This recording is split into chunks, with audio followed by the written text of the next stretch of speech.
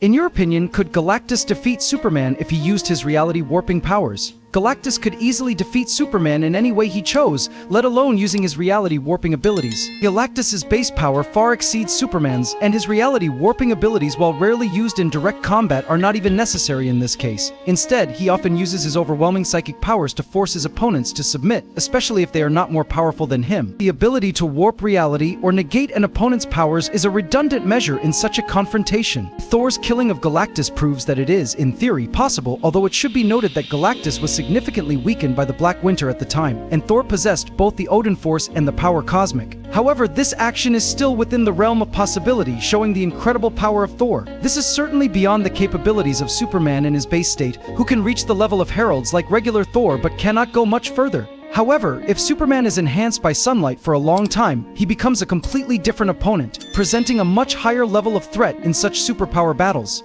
A prime example is the World Forger. Unlike the Lifebringer Galactus, who only creates worlds, the World Forger goes beyond creating an entire multiverse. He is capable of restructuring and recreating the entire multiverse after each time it is destroyed by crisis events. This shows that his power level is not limited to creation, but also a force that maintains the balance of reality. The World Forger, known as the brother of the Anti-Monitor, is fully worthy of scaling the scale of power on par with that destructive entity. At his default level, he is far more powerful than the Justice League. The World Forger has transformed himself into a form similar to Superman, but superior in every way. He easily overpowered Superman's base strength, demonstrating such superiority that he was able to completely block the most powerful attack Superman could unleash with just a single finger. This power not only highlights the superiority of the World Forger, but also shows the stark difference between a multiversal entity and a superhero. But a Superman bathed in the light of multiple suns? Perhaps that becomes a completely different story. However, it should be made clear that this was a cheating feat in a certain sense. Batman used the power of the World Forger itself to reposition the suns in the sixth dimension, aligning them so perfectly that Superman could fly through multiple of them at once. These suns were not ordinary, but were of a power far beyond the norms of the regular universe, making this feat nearly impossible to replicate in any other context. For this to happen, Superman would have to be in the sixth dimension, and the suns would have to be prepared. But if we accept this special condition, then things could change. This is the moment when Superman defeats an entity that has the ability to constantly destroy and recreate the entire multiverse, while also destroying a new multiverse in the process of being created by this entity, a multiverse that continues to fall apart in the events of the sequel.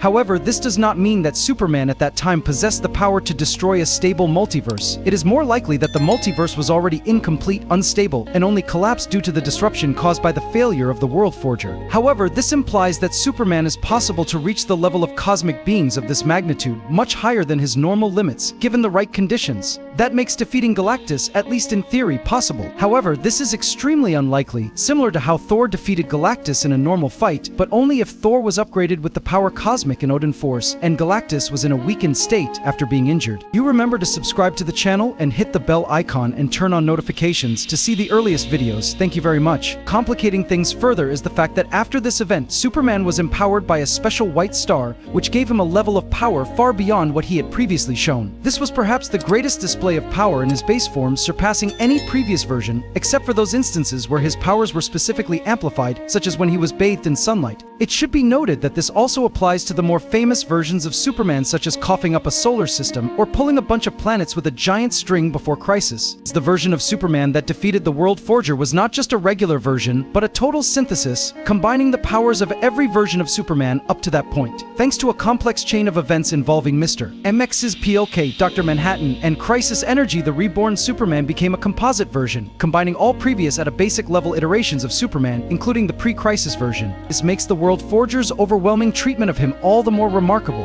After being empowered by the White Star, Superman reaches a level of power that is completely beyond his comprehension, reaching the absurd threshold of his abilities. In this state, he can travel across the universe at the speed of thought, and the laws of reality no longer seem to bind him. In particular, with the ability to travel across the universe instantly, Superman can completely seek out and tap into the power of other stars when necessary, even in combat. The distance between stars, including those with more special properties, becomes completely unobstructed for him. This suddenly opens up the possibility possibility for Superman to reach the same level as Galactus or other entities of similar power levels, making the prospect much more realistic and feasible than his normal limitations. However, Galactus not only confronted the angels but defeated them with ease, causing everything to collapse before his power. Heaven was shaken by the impact of these battles. Also known as the galaxy, heaven was not only affected but also the center of the powerful vibrations. While fighting and destroying the angels, countless other galaxies were shaken as well, reflecting the destruction Galactus caused when fighting the entities we commonly know. Even though Dr. Doom possessed 3 cosmic cubes that powered both himself and his armor, made of Uru and vibranium, it was still not enough for him to defeat Galactus. Before his battle with Galactus, Doom, with these immense powers, fought and defeated 3 different versions of Molecule Man from different timelines, which was truly an impressive feat. However, Galactus is not fighting alone. He has powerful resources. Superman is an incredibly powerful being. His body passively absorbs energy around him, but he works best with yellow solar energy. Sunlight, for example. Clark has stated that he is a living battery that constantly absorbs sunlight to power him. Superman is faster than light, stronger than Thor, can project heat energy hotter than any star, and more. He is virtually invincible, but has weaknesses, radiation specific to his home world and magic. Anyway, the current Superman differs from previous versions mainly in history and attitude. In terms of power, we still don't really know how different he will be. We do know that he doesn't seem to have control over his powers and he has trouble recharging quickly. But since we're talking about Jason Aaron here, he'll probably eventually start getting more and more powerful.